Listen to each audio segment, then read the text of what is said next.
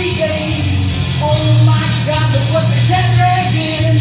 Living my life, sin after sin. The night rolls up and I'll do it again. Oh my God, look what the cat dragged in.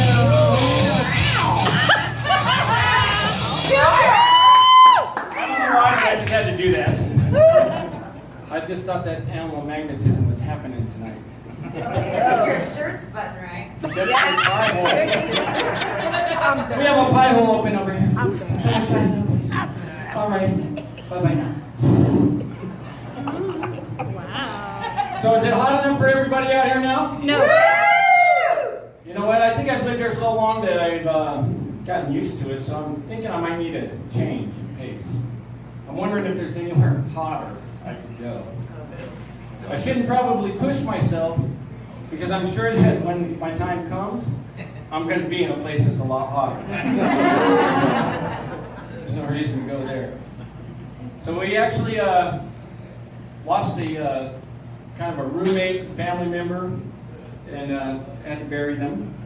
It was Mafia Sam, who was he was a guinea pig. We had for 5 years, and unfortunately he left us. And if you ever had a pet that when they die and you bury them in the yard, that you actually start to think like, shit, what if they're not dead? And I'm burying them right now alive, and the fucker's waking up right now going, hey, what the hell are you doing? You're going, he's dead. And then you feel guilty because you killed him yourself. But Sam was a unique guinea pig. And the reason I called him Mafia Sam is because every time you go in the kitchen where we kept him, he would start rattling the cage with his teeth, but it was like his hands. He'd be like, hey, fuckers!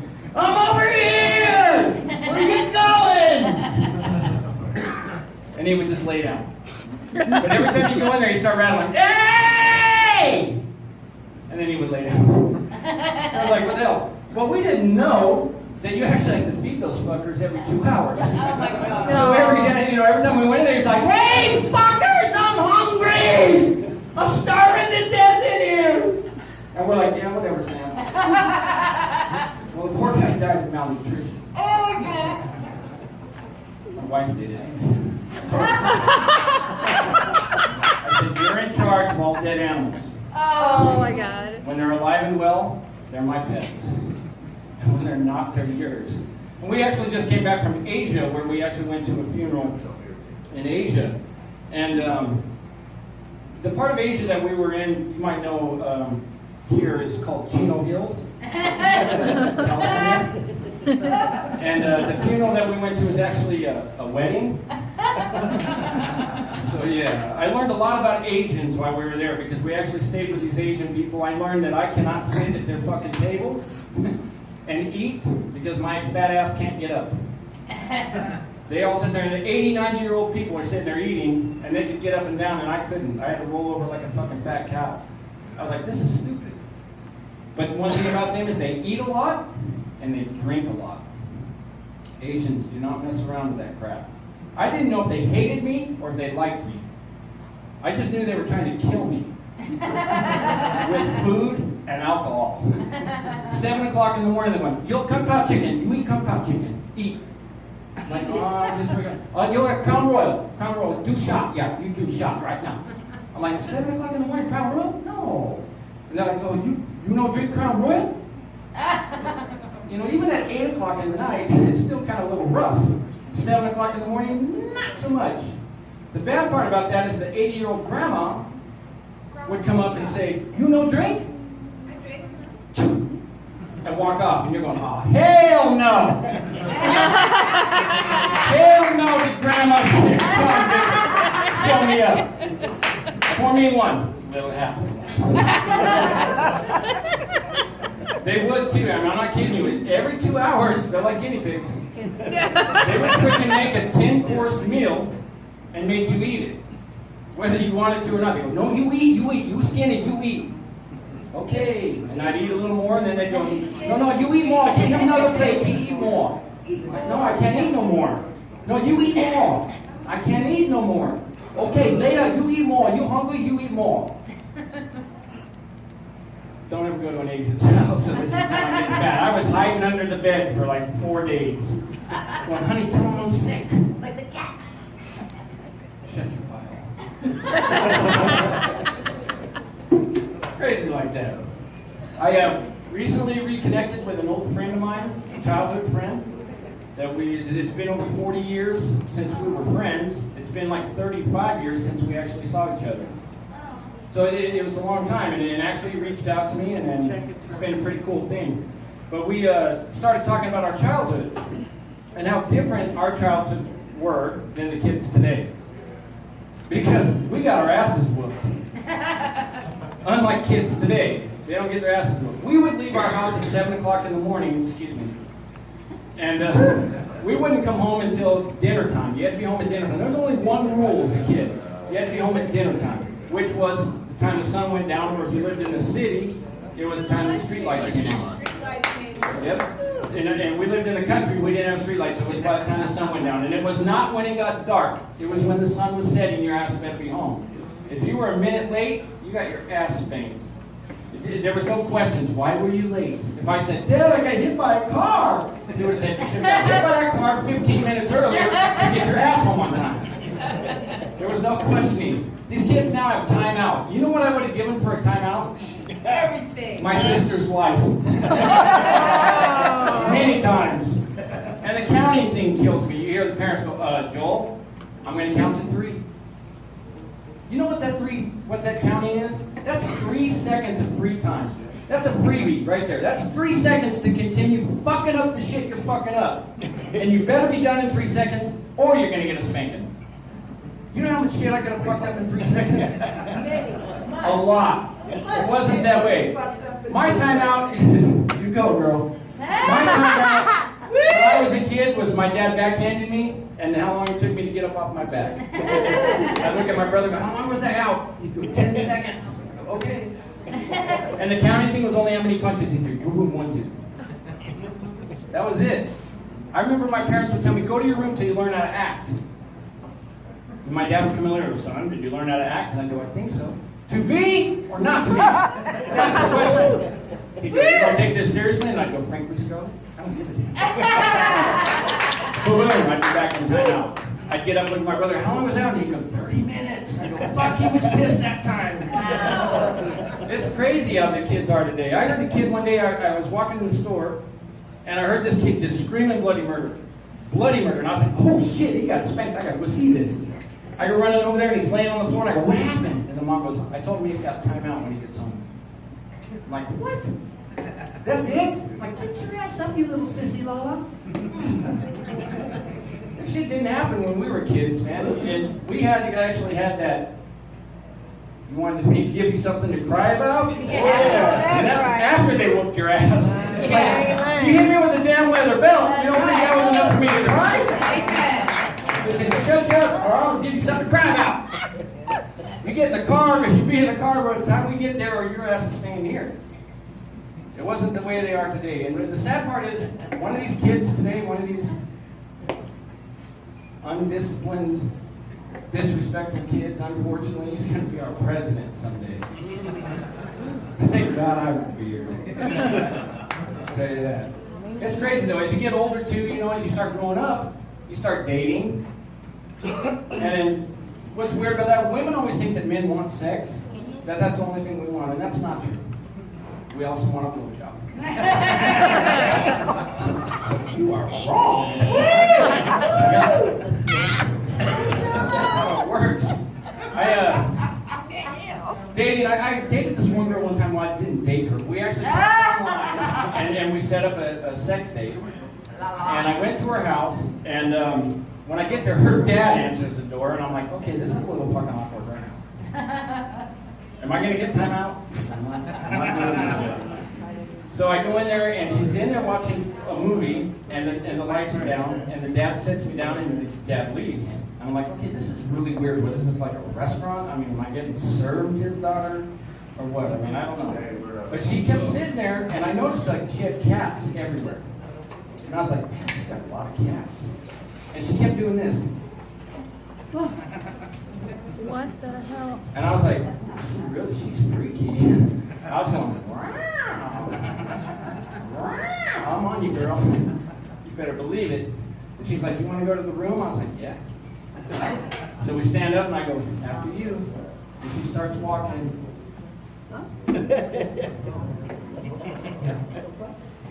Now that's a fucked up situation to be in right there. She had arthritis. She wasn't fucking being sexy. She was trying to fix her fucking hair. Oh.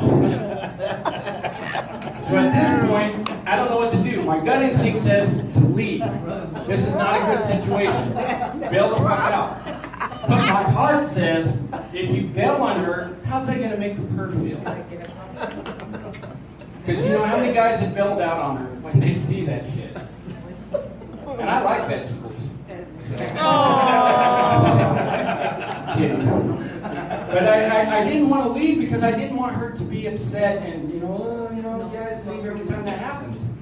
So we go in her room and we're messing around or whatever, and she's doing this on my thing. And every time I look at her, I go, I'm going to hell. I am going to hell. Lord, please forgive me for the sins I'm about to commit. She's, you like that? I'm like, Lord, please help me, Lord. This is happening. I still wanted to leave, but I couldn't because I started thinking maybe I'm not such a bad guy by doing this. Maybe I'm actually satisfying and fulfilling her wish foundation. So maybe I'm an angel. I let her do that to me. I don't know, but that's how I'm looking at it now because I sure as hell don't want to go to hell for that. Because it was a fucked up situation. It wasn't even about cats. It wasn't about cats. What? It's just not right. But as you get older too, your body starts to crumble and you start to get brittle. You're not like you were when you were a kid. When you were a kid, you fall down, scrape your knee, 3 days later it was all healed. It was like a superhero power. As an adult, you fall down, scrape your knee. It takes 6 months of rehab, a skin graft, and you'll never walk the same. It sucks getting older. And not only that, as you get older, you just start to lose everything. I mean, you lose your memory. One night my wife was talking to me, she said something Schmeck-million. I was like, what is Schmeck-million? She goes, I don't know, what is Schmeck-million? I said, you just said I Schmeck-million. She said, no, I said you should be a comedian. I said, well, why would you call it Schmeck-million? She goes, I didn't say that. I said, well, that's what I heard. Okay. I'm driving one day with her, and I say something, I'm telling her about something that happened in the day, some pretty serious stuff. And she's going, I realize she ain't listening to me. I go, you're not even listening to me right now, are you? I go, I've been banging your friend for 6 months. I have AIDS. You turn your head and mumble just a little, bitch. Oh. What did you just say to me? Nothing. Did you just call me a bitch? Oh, you fucking heard that. You didn't hear anything else I said to you. That's the way it goes. And then you start to lose your memory. And the bad part about that is we always forget the things that we need to remember, and we remember the shit we should forget. Hello. I don't know how many times in a day I'm walking around my house going, I gotta write this down before I forget. I gotta write this down before I forget. And I get to the pen and paper and go, what the fuck are I gonna write down? Damn it. But there are some things I would like to forget. I grew up on a farm. With my friend here, I got my friend Greg, I got my friend Andy, I've got Johnny, I think he's still here somewhere, probably scrubbing a toilet. I don't know. A bunch of people here. But we grew up on a farm, and I would like to forget about the time that my parents let me milk our bull. It takes all day, folks, to get a little bit of milk out of that.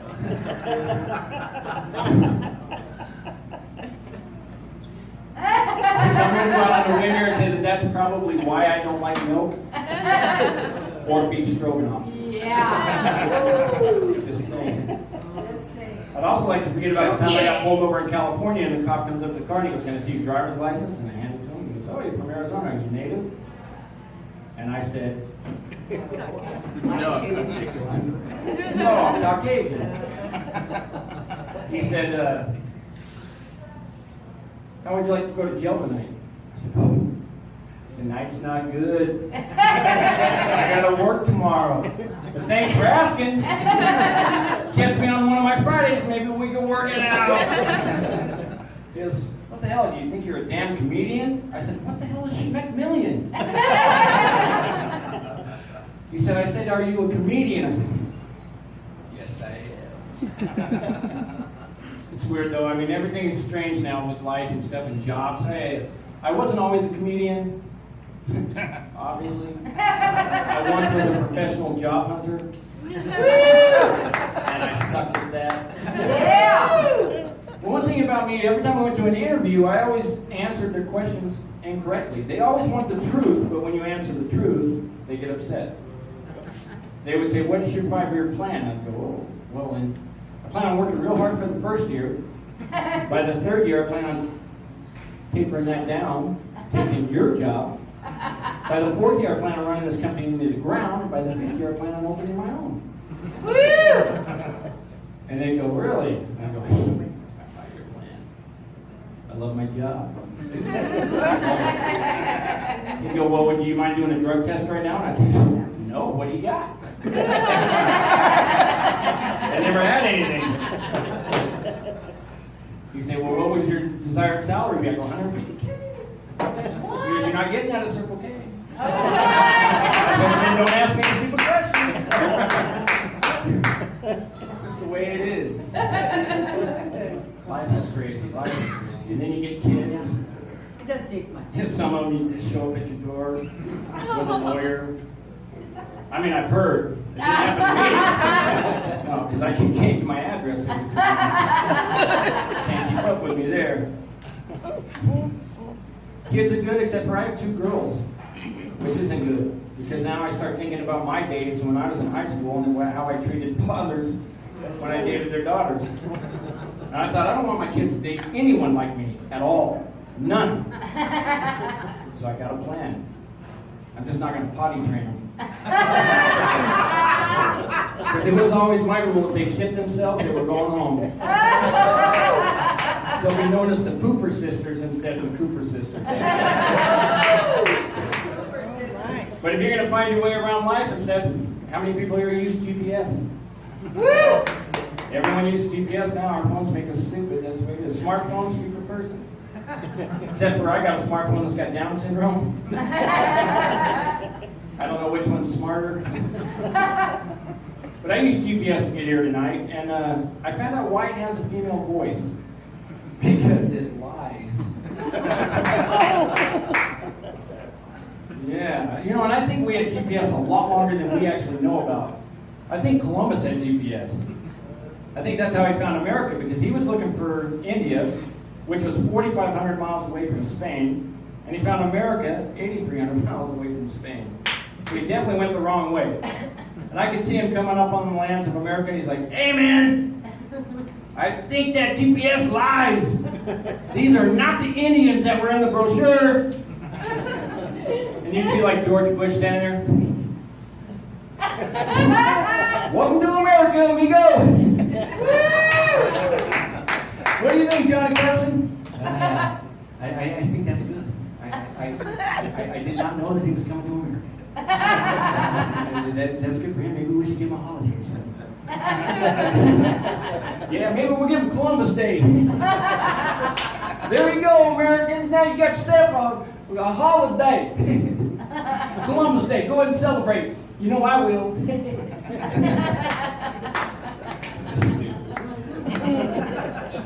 But because of Columbus, we got to actually enjoy classic movies and reality TV. I watched a classic movie the other day, Every Which Way But Loose. Anyone remember that movie with Clint Eastwood? In that movie, the orangutans do this dance. They go. Well, I took my kids to the zoo, and now you go into the orangutan exhibit to look outside at the orangutans. Didn't make any sense. But everyone's in there with their kids trying to get pictures of the orangutans, and there's no orangutan in the windows. And then all of a sudden, this one orangutan comes up.